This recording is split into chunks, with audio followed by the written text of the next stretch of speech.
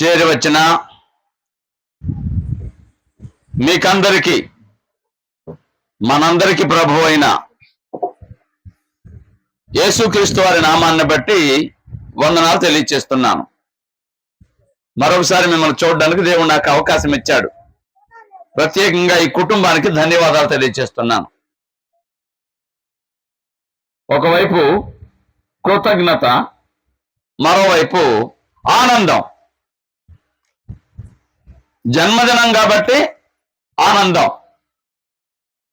ఆపద నుంచి విడిపించాడు కాబట్టి కృతజ్ఞత.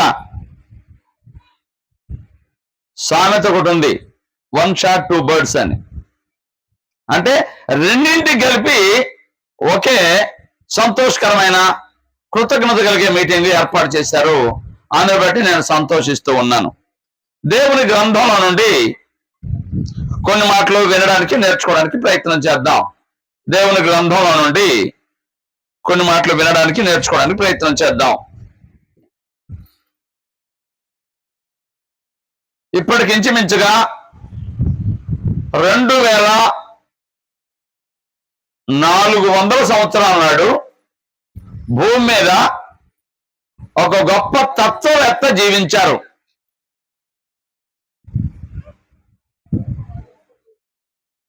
ఆయన్ని గ్రీకు తత్వవేత్త అంటారు. 2400 సంవత్సరాల నాడు భూమి మీద జీవించారు. అంటే యేసు ప్రభు వారికి ముందే. ఆయన ఏమన్నారంటే, ఏథెన్స్ అని ఒక పట్టణం ఉంది, మన బైబిల్లో కూడా ఉంది, అపోస్తల కార్యం 16వ అధ్యాయంలో. ఆ ఏథెన్స్ పట్టణంలో కొండ మీదకి ఎక్కి ఇలా పెట్టి పెద్దగా మాట్లాడాడంట. ఏమని మాట్లాడాడంటే, ఓ ఏథెన్స్ ప్రజలారా, మీరు కష్టపడి సంపాదిస్తారు ధనాన్ని, ఆ ధనాన్ని తిరిగి మీ పిల్లలకి ఇవ్వబోతున్నారు. మీరు ఎంత కష్టపడి సంపాదిస్తారో ఆ ధనమంతా మీ పిల్లలకి ఇస్తారు. మీ తరువాత దాన్ని అనుభవించే ఆ పిల్లల కోసం మీరు కష్టపడి సంపాదిస్తారు, కానీ వారిని ఎలా పెంచాలో మీరు నేర్చుకోవట్లేదు, జాగ్రత్త పట్టలేదని ఆయన హెచ్చరిక చేశాడు ఏథెన్స్ లో ఉన్నటువంటి ప్రజలందరికీ. అంటే అర్థం ఏంటంటే, అతను చెప్పిన మాట, పిల్లల్ని సరైన విధంగా పెంచండి. పెంచకపోతే మీరు సంపాదించి ఇచ్చినటువంటి దాన్ని వారు అనుభవించి కూడా ప్రయోజనం లేదు. సరి అయిన విధంగా వినియోగించాలి అంటే మీరు సరైన విధంగా పెంచాలి అని ఆనాటి ప్రజలకు అతను తెలియచేశాడు. బైబిల్ ఏం చెప్తుందంటే, పిల్లల గురించి జాగ్రత్తగా విందాం.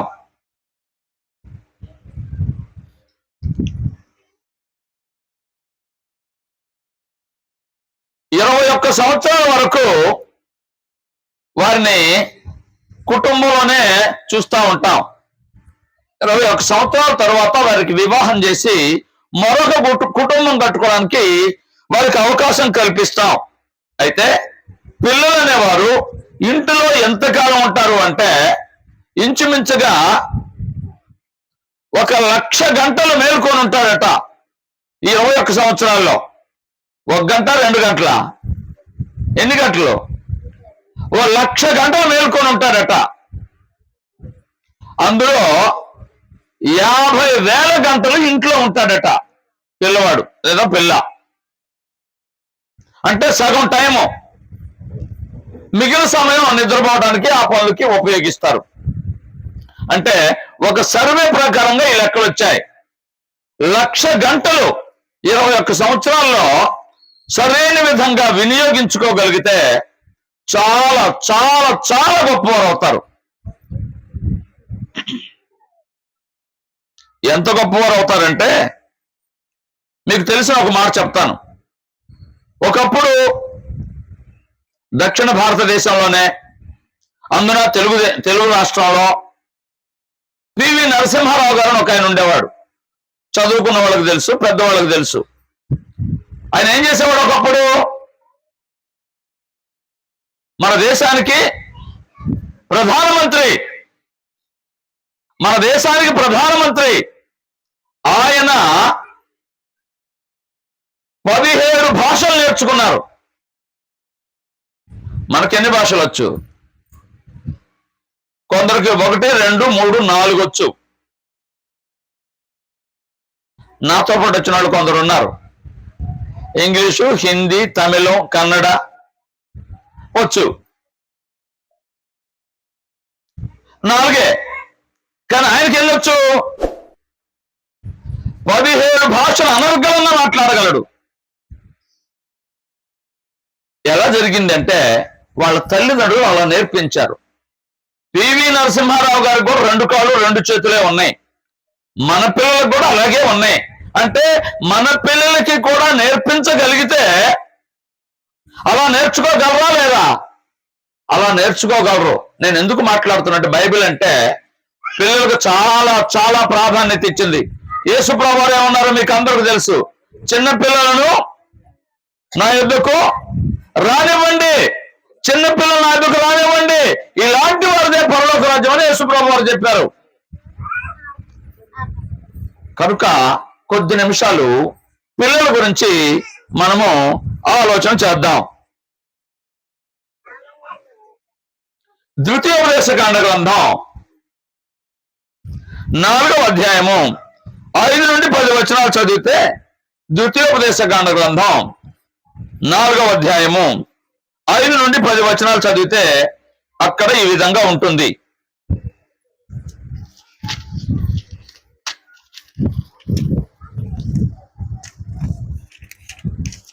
నా దేవుడైన యెహోవా నాకు ఆజ్ఞాపించినట్లు మీరు స్వాధీనపరుచుకొనబోవు దేశమున మీ ఆచరింపవలసిన కట్టడలను విధులను మీకు నేర్పితిని. నేను మీకు నేర్పించాను. ఈ కట్టడలన్నిటినీ మీరు గైకొని ఆయన అనుసరించవలను. వాటిని గూర్చి విని జనుల దృష్టికి అదే మీకు జ్ఞానము, అదే మీకు వివేకము. వారు చూసి నిశ్చయముగా ఈ గొప్ప జనము జ్ఞానమే యోచనము గల జనులని చెప్పుకొందురు. ఏలైనగా మనం ఆయన మొర్రపెట్టినప్పుడల్లా మన దేవుడైన యెహోవా మనకు సమీపముగా నున్నట్లు మరి ఏ గొప్ప జనమునకును ఏ దేవుడును సమీపముగా ఉన్నాడు. చాలండి. 9వ వచనం నేను చదువుతాను. నీ హృదయంలో నుండి తొలగిపోకున్నట్లును నీ మనస్సును బహు జాగ్రత్తగా కాపాడుకునుము. నీ కుమారులకును నీ కుమారుల కుమారులకును వాటిని నేర్పి. ఏం చేయాలంటే పిల్లలకి దేవుని ఆజ్ఞలు, దేవుని విధులు, విధానాలన్నీ కూడా ఏం చేయాలంట? పిల్లలకి నేర్పించాలి. పిల్లలకు నేర్పించాలి. గుర్తుపెట్టుకోండి, దేవుడు ఏం చెప్పాడు ధర్మశాస్త్రంలో? పిల్లలకి దేవుని మాటలు నేర్పించండి అని చెప్పాడు. అంతేకాదు, మరొక మాట చదువుదాం. 6వ అధ్యాయము 6, 7 వచనాలు. ద్వితీయోపదేశకాండ గ్రంథమే 6వ అధ్యాయము 6, 7 వచనాలు. నేడు నేను నీకు ఆజ్ఞాపించు ఈ మాటలను నీ హృదయంలో ఉండవలెను. నేను నీకు ఆజ్ఞాపించిన ఆ మాటలు నీ హృదయంలో ఉండవలెను. నీవు నీ కుమారులను జాగ్రత్తగా వినండి. అభ్యసింపజేసి నీ కుమారులకు అభ్యసింపచేసి కూర్చుండునప్పుడు, నడుచునప్పుడు, పండుకొనప్పుడు, లేచునప్పుడు వాటిని గూర్చి మాట్లాడవలెను. జాగ్రత్తగా వినాలండి. చాలండి, చాలు చాలు. ఏమంటున్నాడు?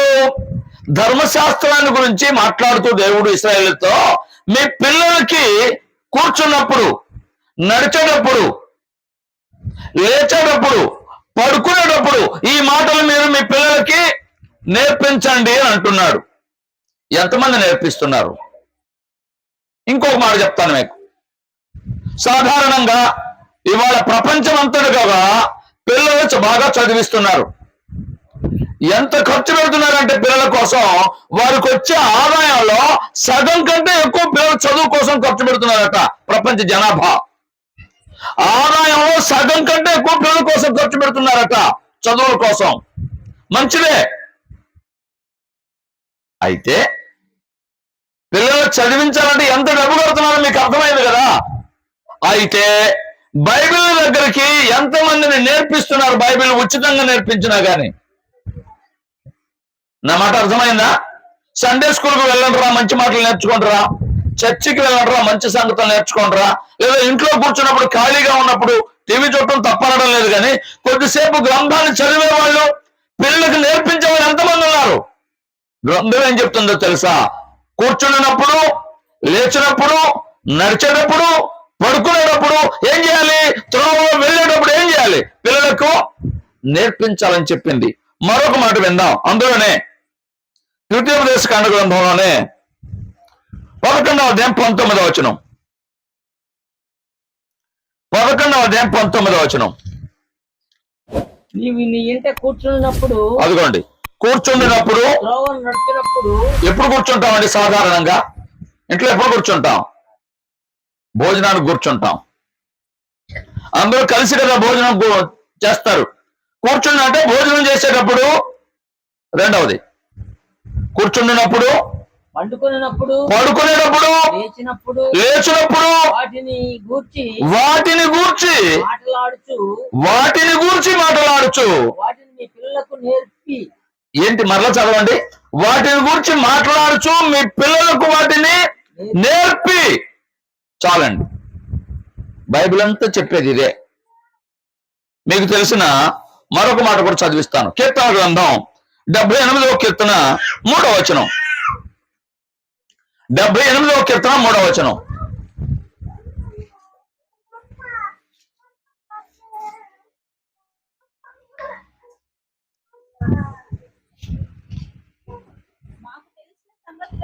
మాకు తెలిసిన సంగతులను మా పితరులు. విన్నారండి? విషయాలు ఎక్కడి నుంచి వస్తాయి? ఆ తరం తరువాత తరానికి, ఆ తరువాత తరం, అలా అలా తరం వెంబడి తరం నేర్పించుకుంటూ రావాలి. ఇదిగో ఈ కీర్తన గ్రంథం రాసిన ఆయన అంటున్నాడు, నేను నేర్చుకున్నాను. ఎవరు నేర్పారంటే మా పితరులు మాకు నేర్పించారు అంటున్నారు. పిల్లలకి దేవుని మాటలు నేర్పించాలి. పిల్లలకి దేవుని మాటలు నేర్పించాలి.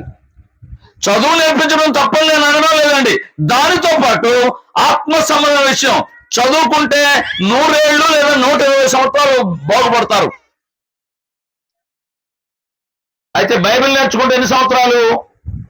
యుగ యుగాలు మేలు జరుగుతుంది. అది దాని ప్రత్యేకత. యుగ యుగాలు మేలు జరుగుతుంది.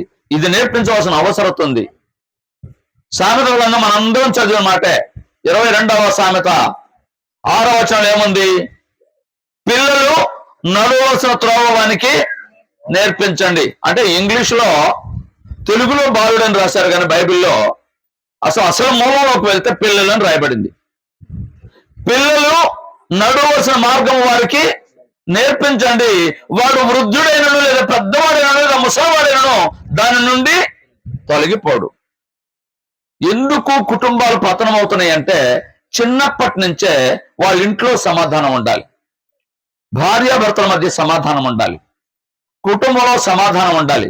వారు ఆ మాటలు ఆచరిస్తూ ఉంటే, నేర్పిస్తూ ఉంటే ఆ పిల్లలు అలాగే మంచి మార్గంలో నడుస్తారు.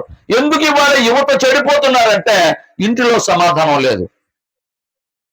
ఇంటిలో సమాధానం ఉండాలి, పిల్లలకు నేర్పించాలి, పిల్లల్ని నడిపించాలి. ఇది బైబిల్ చెప్పేది. కాబట్టి ఆ చిన్న పిల్లవాడిని వారు ఏం చేయాలంటే ఇప్పటి నుంచే, నేను అక్కడ కారు దిగ్గానే ఏమన్నాడంటే వందనాలు తాతయ్య అంటున్నాడు. వాళ్ళ నానే నేర్పాడో లేకపోతే అమ్మే నేర్పిందో ఎవరు నాకు తెలియదు, కానీ ఆ మాట వినగానే సంతోషం అనిపింది. అంటే అలవాటు ఉంది, నేర్పించాలి వాళ్ళకి. ఏది నేర్పిస్తారు చేస్తారండి వాళ్ళు. ఏమి నేర్పిస్తారు చేస్తారు. కాబట్టి చిన్నప్పటి నుంచి పిల్లలకు ఏం చేయాలంటే, మీకు ఒక మాట జ్ఞాపకం చేసి ముగిసిపోతున్నాను. సమూయేలు ఉన్నాడు. సమూయేలుని ఆవిడ ఏం చేసిందో మీకు అందరూ తెలుసు కదా. ఏం చేసింది చెప్పండి? పాలు మాన్పించేంత వరకు ఇంట్లో ఉంచింది. తరువాత దేవునికి మొక్కుకుంది కాబట్టి దేవుని మందిరంలో తీసుకెళ్లి కూర్చోబెట్టింది. అయ్యా మీ దగ్గర ఉంచుకోండి, ఏమైనా సేవ చేయించుకోండి మీకు అని చెప్పి ఏలీకి సేవ చేస్తూ ఉన్నాడు. చిన్న పిల్లవాడు. ఎంతవరకు వచ్చాడు ఆ పిల్లవాడు తెలుసా? ప్రవక్తలందరిలో గొప్పవాడు సమూయేలు అంటే. న్యాయాధిపతుల్లో గొప్పవాడు.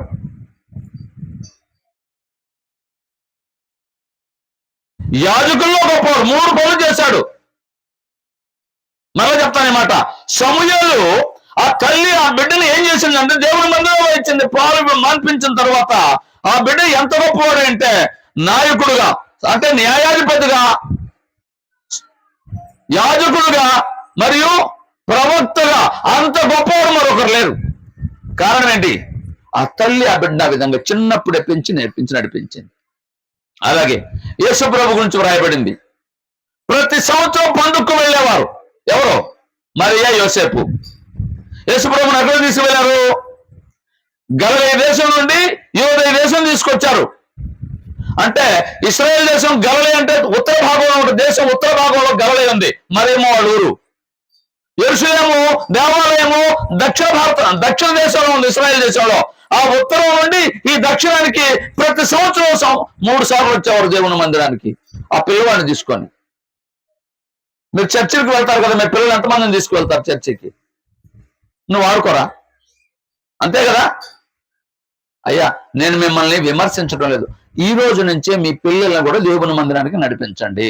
వారు గొప్పవారు అవుతారు. సమయం గొప్పవారైనా లేదా? రైట్. పుట్టినరోజు గురించి ఒక్క మాటలో చెప్పాలంటే, బిడ్డల తల్లిదండ్రులకి ఒక ఆలోచన ఉండాలి. అదేంటంటే యెషయా గ్రంథం 53వ అధ్యాయము 10వ వచనం నేను చదువుతాను. యెషయా గ్రంథం 53వ అధ్యాయం 2వ భాగం, అందుకు నేను చదువుతానంది. 53వ అధ్యాయము నేను చదువుతాను అన్నమాట.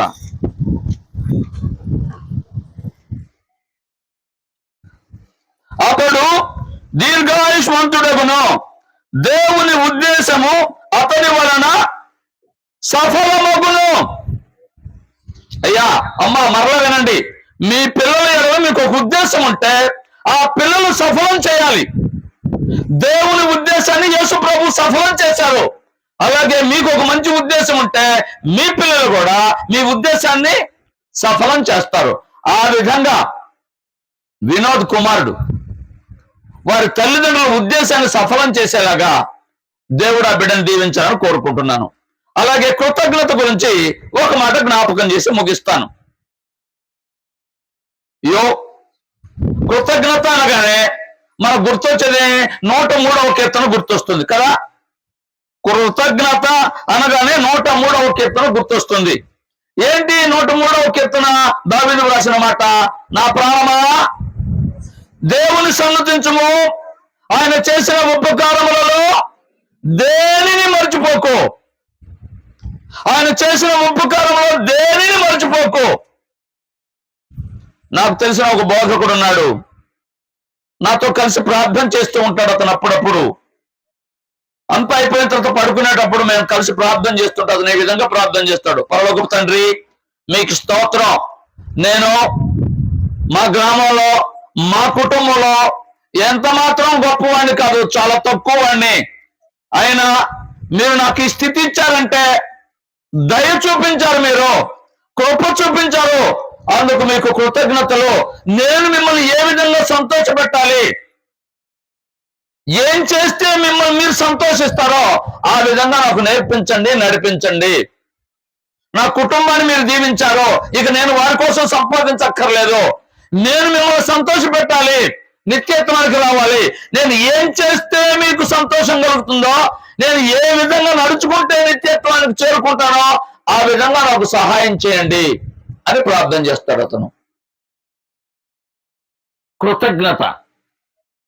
కృతజ్ఞత కలిగి ఉండాలి. యాకోబు ఉన్నాడు. యాకోబు ఏం చేశాడు? మార్గంలో వెళ్తున్నాడు. ఆదికాండ గ్రంథం 28వ అధ్యాయం చదవనక్కర్లేదు. మార్గంలో వెళ్తున్నాడు. ఓ సామెత ఉంది, ఏ దిక్కు లేని వాడికి ఏ దిక్కుందట? పై దిక్కుందట. ఏ దిక్కు లేకపోతే పై దిక్కు కనబడుతుంది మనకి. యాకోబు ప్రయాణం అవుతా ఉన్నాడు, ఏ దిక్కు కనబడలేదు. అక్కడ చీకటి పడిపోయింది. ఒక రాయి తీసుకొని తలగడక చేసుకొని పడుకున్నాడు. అతను ఏమనుకుంటున్నాడంటే సాధారణంగా, అయ్యా నాకు ఏ దిక్కు లేదు, నువ్వే దిక్కు అని ప్రార్థన చేసుకొని పడుకున్నాడు. కలగన్నాడు. కలగన్న తరువాత అతను మెలకు వచ్చింది. తెల్లవారిన తర్వాత అతను ఈ విధంగా అంటున్నాడు. 20వ వచనం, 28వ అధ్యాయం 20వ వచనం ఏమంటున్నాడంటే, అయ్యా నా రాకపోకల్లో తోడుగా ఉండండి. ఈ రాయే దేవుని మందిరం అనుకుంటాను. నా సంపాదన యావత్తులో 10వ భాగం ఇస్తాను. ఏమంటున్నాడండి? ఎక్కడికి వెళ్ళాలో తెలియదు, ఎంత సంపాదిస్తారో తెలియదు, కానీ ఏమంటున్నాడంటే నాకు తోడుగా ఉండండి, తినడానికి ఆహారము, ధరించడానికి వస్త్రం ఇవ్వండి. మళ్ళీ చెప్తున్నాను, 3 అడిగాడు అతను. తినడానికి ఆహారం, ధరించడానికి వస్త్రము, ప్రయాణంలో తోడుగా ఉండి, ఈ 3 ఇవ్వండి నాకు. నేనేమంటానంటే ఈ రాయే దేవుని మందిరం అనుకుంటాను, నా సంపాదన యావత్తులో 10వ భాగం ఇస్తాను, నీవే నా దేవుడు అని నేను గుర్తెరుగుతానని చెప్పి 3 కోరికలు కోరాడు. 3 చేస్తానని చెప్పాడు. అక్కడికి వెళ్ళాడండి. వెళ్ళిన వెంటనే సామెత ఉంది కదా, వెలకపోతే దొరికిందన్నట్టుగా ఆయన వెతుకుతా ఉంటే ఎవరో ఎదుగో వాళ్ళ అమ్మాయి ఇక్కడే ఉందని చెప్పారు. మామగారు పిల్లనిచ్చాడు. ఒకరిని అడిగితే 2ని ఇచ్చారు. పట్టిందల్లా బంగారం అయింది. అడుగు పెట్టిన చోటల్లా ఆశీర్వదించబడ్డాడు. సూదిగా వచ్చి దెబ్బనలా తేలాడు అనుకుంటున్నాడు వాళ్ళ బావమరుదులు. అతన్ని గురించి పరిశుద్ధాత్ముడు ఏం చెప్పాడంటే అత్యధికంగా అభివృద్ధి చెందాడంట. ఎవరతను? యాకోబు. ఎందుకని? కృతజ్ఞత కలిగి ఉన్నాడు కాబట్టి. నేను చెప్పిన 2 మాటలు జ్ఞాపకం చేసి ముగిస్తాను. పిల్లలు అంటే యేసుప్రభు ఏం చెప్పాడు? జ్ఞాపకం చేయండి. ఏంటది? ఇలాంటి వారిదే దేవుని రాజ్యం, ఇలాంటి వారు నా దగ్గర రానివ్వండి అన్నాడు. రానివ్వండి అన్నాడు. పిల్లలకు నేర్పించండి అని అన్నాడు. పిల్లలకు నేర్పిస్తే యెషయా గ్రంథం చెప్పాను. ఏమది? దేవుని ఉద్దేశం యేసు ప్రభు సఫలం చేశాడు. అలాగే మీ ఉద్దేశం మీ పిల్లలు సఫలం చేయాలి. మీకు కీర్తన పుస్తకాలు ఉన్నాయి, కరస్పాండెన్స్ కోర్సు మేము తయారు చేస్తున్నాం కదా. నేను చేయలేకపోయాను, నా పిల్లలు చేయాలనుకున్నారు, అలా చేశారు. నా ఉద్దేశం సఫలమైందా లేదా? నీకు ఒక ఉద్దేశం ఉంటే నీ ఉద్దేశం సఫలం చేస్తాడు దేవుడు నీ పిల్లల ద్వారా. పిల్లల్ని ఎందుకు ఇస్తాడంటే పిల్లల క్రమశిక్షణ గమనించి గొప్పవారిని చేస్తే నీకు ఘనత తెస్తాడు, దేవునికి మహిమ తెస్తాడు, అతను నిత్యత్వానికి వారసుడు అవుతాడు, దేవుని పక్షంగా అనేకుల్ని దేవుని దగ్గరికి నడిపిస్తాడు. ఆ విధంగా మన ఉద్దేశాన్ని సఫలం చేసే బిడ్డ ఉండాలని, అలాగే ఈ కుటుంబం వారికి ఏదైతే దేవుడు మేలు చేశాడో కృతజ్ఞత కలిగి జీవించాలని తెలియచేస్తూ శ్రద్ధగా విన్నందుకు మిమ్మల్ని అభినందిస్తూ ముగిస్తున్నాను. అందరికీ వందనాలు.